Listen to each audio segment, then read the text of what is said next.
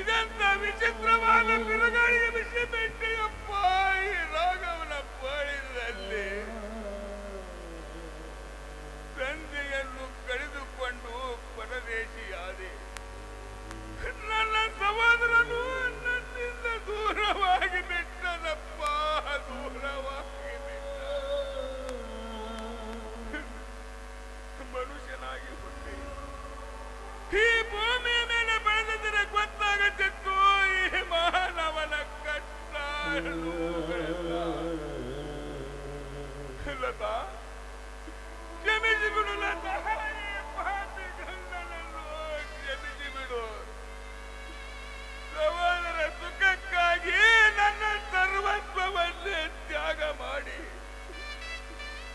ಕಾಡು ಮೇಡನ್ನು ಒಲಿವಂತೆ ಮಾಡಿ ಹೆಂಡತಿಗೆ ವನವಾಸ ತಂದೊಡ್ಡಿದ ಈ ಪಾಪಿ ಗಂಡನನ್ನು ಕ್ಷಮಿಸಿ ಬಿಡು ಲತಾ, ಕ್ಷಮಿಸಿ ಬಿಡು ಲತಾ.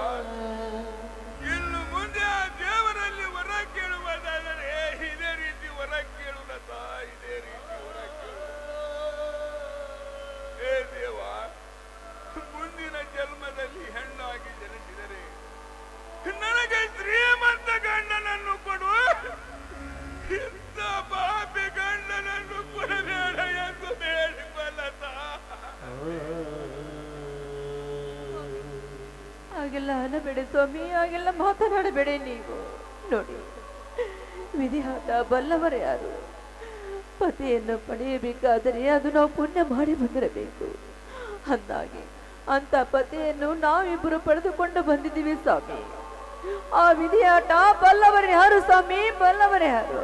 ನೋಡಿ, ಸತ್ಯ ಹರಿಶ್ಚಂದ್ರ ತನ್ನ ಹೆಂಡತಿಯ ಮಕ್ಕಳನ್ನು ಮಾರಿ ವನವಾಸವನ್ನು ಅನುಭವಿಸಲಿಲ್ಲವೇ? ಅದರಂತೆ ಪಾಂಡವರು ಪಗಡೆ ಆಟದಲ್ಲಿ ಅವರು ಸೋಲಿಲ್ಲವೇ? ಅಂತ ರಾಜ ಮಹಾರಾಜರು ಎಲ್ಲ ಸೋಲಿನಲ್ಲಿ ಅನುಭವಿಸುತ್ತಿರುವಾಗ ಇನ್ನು ನಮ್ಮಂತರ ಪಾಡವೇನು ಸ್ವಾಮಿ? ಇಂಥ ನಮ್ತ ಯಾವುದರ ತಿಳಿಯದೆ ನರಮಾನವರಾದ ನೀವ್ಯಾಕೆ ಈ ರೀತಿ ಚಿಂತಿಸಬೇಕು ಸ್ವಾಮಿ, ಚಿಂತಿಸಬೇಕು? ನಿಜ ಲತಾ, ನಿನ್ನ ಮಾತು ನಿಜ. ಹುಟ್ಟಿದ ಮನೆಯಲ್ಲಿಯೂ ಬಡತನದಿಂದ ಒಂದು ಪಟ್ಟ ಮನೆಯಲ್ಲಿಯೂ ಅನುಭವಿಸಬೇಕಾಯಿತು. ಹಸಿವೆಯಾಗಿದೆ ಎಂದು ತವರಿಗೆ ಹೋಗಿ ಗೊತ್ತನ್ನ ಕೇಳಬೇಕಂದರೆ ಅದು ನಿನ್ನ ಪಾಲಿಗೆ ಇಲ್ಲದಂತಾಯಿತು. ಲತಾ, ನಿನ್ನಂತ ನಿರ್ಭಾಗ್ಯ ಹೆಣ್ಣು ನನ್ನಂತ ಹತಭಾಗ್ಯ ಗಂಡನನ್ನು ಪತಿಯಾಗಿ ಪಡೆಯಬಾರದೆಂದು ಲತಾ, ಪಡೆಯಬಾರದೆಂದು. ಹಾಗನ್ನಬೇಡಿ. ಈ ನನ್ನ ಹಸಿವಿನ ಹಣ್ಣಿನಿಂದ ಅಂದೇ ನನಗೆ ಮಾಯವಾಗಿದೆ ಸ್ವಾಮಿ. ಇಂದು ಅಣ್ಣನ ಆಶ್ರಯದಲ್ಲಿ ನೆರಳಲ್ಲಿ ಕೇಳುವುದು ನನಗೆ ಇಷ್ಟ ಇಲ್ಲ ಸ್ವಾಮಿ, ನನಗೆ ಸರಿ ಕಾಣುವುದಿಲ್ಲ. ನೋಡಿ, ಈ ನಾಡಿನ ಆಗಲಿ ಯಾವುದರ ತಿಳಿಯದೆ ಇದೇ ನಮಗೆ ದೇವ ಮಂದಿರ ಅಲ್ಲವೇನು ಸ್ವಾಮಿ? ಇದೇ ನಮಗೆ ದೇವ ಮಂದಿರ. ಎಂತ ನಿರ್ಮಲವಾದ ಹೃದಯವು ನಿನ್ನದು ಲತಾ, ಎಂತ ನಿರ್ಮಲವಾದ ಹೃದಯವು ನಿನ್ನದು.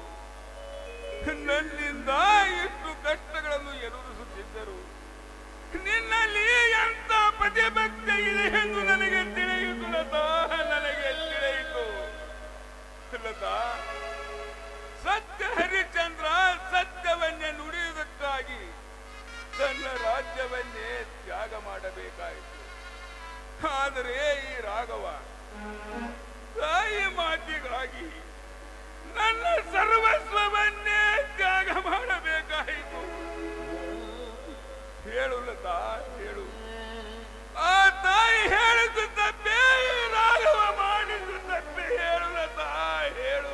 ತಪ್ಪೇನಿಲ್ಲ ಸ್ವಾಮಿ, ನಿಮ್ದು ಏನು ತಪ್ಪೇನಿಲ್ಲ. ಸತ್ಯ ಹರಿಶ್ಚಂದ್ರನಂತೆ ಸತ್ಯನಂತೆ ಮಶಾನ ಕಾಯುತ್ತಿರುವಾಗ ಇಂಥ ನಮ್ಮಂತರ ಪಾಡವೇನು ಸ್ವಾಮಿ, ನಮ್ಮಂತರ ಪಾಡವೇನು? ಅದರಂತೆ ಈಗ ನಮಗೆ ಕಷ್ಟ ಬಂದಿದೆ.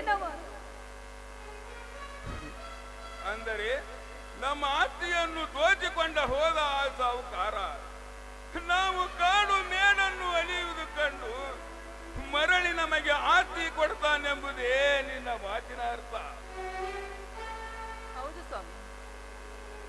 ಇಂದಲ್ಲ ನಾಳೆ ಆದರೂ ಆ ಸಂದರ್ಭ ಕೂಡಿ ಬಂದರು ಆ ದೇವರು ನಮ್ಮಂತ ಬಡವರಿಗೆ ಕಣ್ಣು ಮುಚ್ಚಿಕೊಂಡು ಕುಳಿತು ನನಗೆ ಬಾಯಾರಿಕೆ ಆಗುತ್ತಿದೆ.